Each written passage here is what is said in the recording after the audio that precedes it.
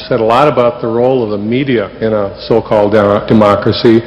I'm wondering how you see the role of our educational system, what it's doing right now, what forces are driving it, and what constraints are on it, and how should it operate? Mm-hmm. Well, I quoted the Trilateral Commission view of the educational system, namely it's a system of indoctrination of the young.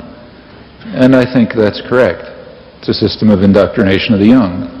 That was the way the liberal elites regard it, and they're more or less accurate. So the educational system is supposed to train people to be obedient, conformist, not think too much, do what you're told, stay passive, don't cause any crises of democracy, don't raise any questions, and so on. That's basically what the system is about. Even the fact that the system has a lot of stupidity in it, I think, has a function. You know, it means that people are filtered out for obedience. If you can guarantee lots of stupidity in the educational system, you know, like stupid assignments and things like that, you know that the only people who will make it through are people like me and like most of you, I guess, who are willing to do it no matter how stupid it is, because we want to go to the next step, you know. So you may know that this assignment is idiotic and the guy up there couldn't think his way out of a paper bag, but you'll do it anyway because that's the way you get to the next class. And you want to make it, and so on and so forth. Well, there are people who don't do that, you know. There are people who say, I'm not going to do it, it's too ridiculous, you know. Those people are called behavioral problems, or something like that. They end up in the principal's office, or in the streets, or selling drugs, or whatever. And all of this is a technique for selection for obedience. And I don't know how to prove this, but I have a feeling that when you go to the elite universities, you find more obedience and conformity, probably because you're getting the students who were better able to do it, you know. Well, all of that is functional. That's the way it works, but it works right through graduate school. I mean, by the time you get to graduate school, it's already a little more varied because some real contradictions develop in the system. The problem is that you can't have progress this way. You know, now especially in the sciences and engineering, that's a problem, because the corporations need science and engineering. You know, if you don't have innovation, you're really in trouble. So they have to encourage creativity and independence, because you can't get anywhere if you just copy what somebody told you. You have to be challenging things all the time, challenging everything, you know, and thinking new thoughts and so on. And there you got a real contradiction. It's hard to train people to be creative and challenging and so on, and yet to ensure that somewhere else in their lives they're conformist and obedient and never think. So you have problems. That's a serious problem in Japan, incidentally. We think of Japan as this tremendous superpower, but that's very misleading.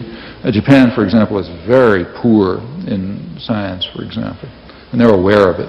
And part of the reason is it's part of the same thing that makes them good workers, obedient workers. It's a very obedient society, very deferential and conformist society, and one effect of that is that you know there are real constraints against independent, free thinking, and you see it in the sciences very clearly. But it's a problem here too. So there are those contradictions, and when you get to graduate school, they're beginning to show up. They show up much less in the ideological subjects, because there it doesn't matter so much if people have, you know, profits aren't made by historians having original ideas about the French Revolution, so they can have conventional ideas. And that means that the pressure to try to support innovation and freedom is much less, and the pressures for conformity, on the other hand, are much greater, because in the ideological subjects it begins to be dangerous if people think the wrong thoughts. It's not so dangerous if they have new ideas about physics.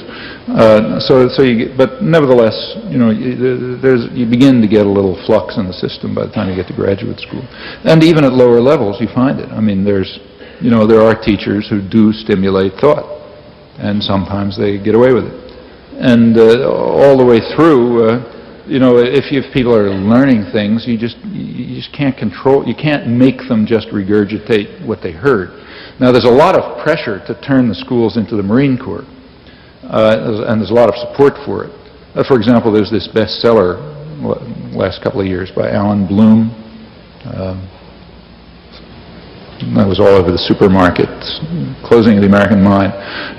Whichever, huge bestseller, supermarket racks, which is where I read it, and things like that. Well, you take a look at what he's saying, and there was plenty, a lot of enthusiastic accolades for it and so on.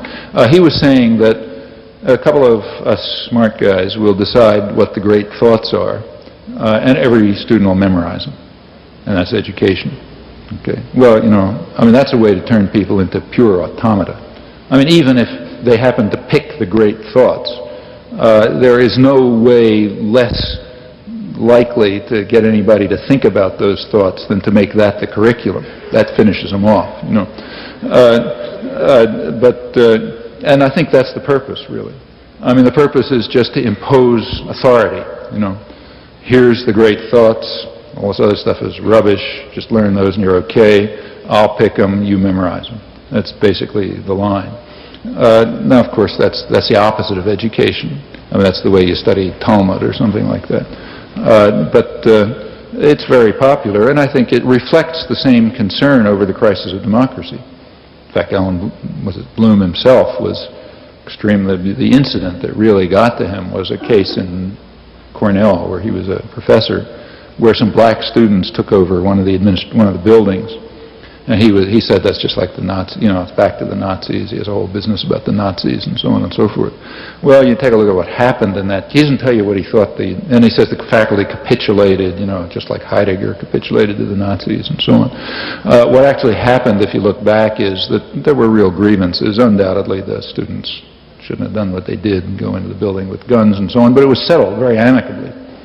It was settled amicably. Nobody was killed. The grievances were to some extent dealt with, and the net result was better than it was before. Well, he didn't tell you what he thought they should have done, but it's sort of implicit. I guess they should have bombed the place or something like that. But that's what really set him off. And in general, what set many people off was the 60s are now described in the literature as if it was a time when students were running around burning libraries and destroying the foundations of civilization and so on. What was actually going on is they were asking questions. They were raising questions. They were looking into things that people hadn't looked into before.